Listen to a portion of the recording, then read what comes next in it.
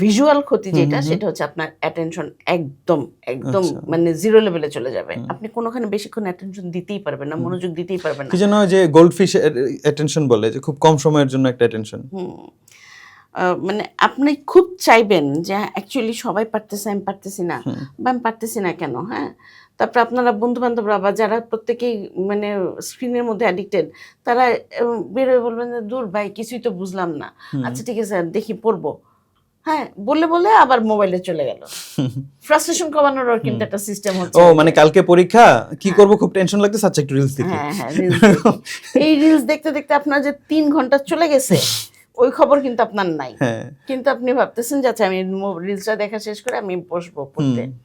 আচ্ছা এই এই অ্যাটেনশন আপনার একদম জিরো লেভেলে চলে যাবে, আপনার মেজাজ খিটখিটা হয়ে যাবে, আপনি কোনোভাবে মনোযোগ দিয়ে একটা সুন্দরভাবে সুচারুভাবে একটা সিস্টেমেটিক ওয়েতে যে কাজ করা সেটা আপনি করতে পারবেন না। তার মানে অ্যাটেনশন কমে যাচ্ছে, মনোযোগও দিতে পারছি না। আচ্ছা।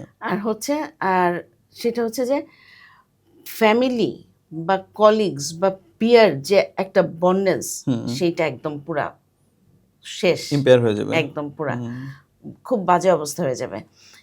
এটা নষ্ট হয়ে যাচ্ছে। যে সমস্ত পুরুষের প্রচণ্ড পরিমাণ স্ক্রিন অ্যাডিকশন থাকে, তাদের ওয়াইফের একটাই কমপ্লেন থাকে যে অফিস থেকে আসার পরও সারাক্ষণ মোবাইলে,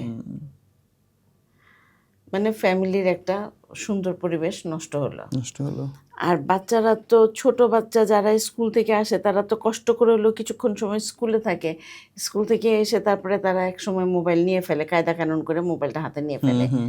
তাইলে তারপরেও কিছুক্ষণ সময় তারা জোর করে হলো বাধ্যতামূলকভাবে স্কুলে থাকলো, কিন্তু যে বাচ্চাটা একেবারেই ছোট 3 বছর হয় নাই, ওকে আপনি খেতে দিচ্ছেন স্ক্রিন দিয়ে, ও কি খাচ্ছে?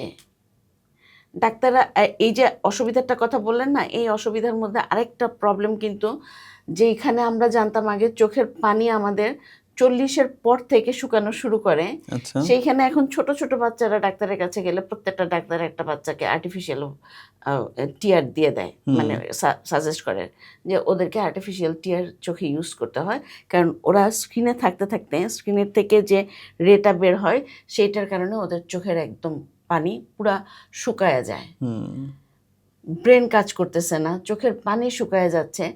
আপনি তো এই রেট থেকে বাঁচবেন কি করে?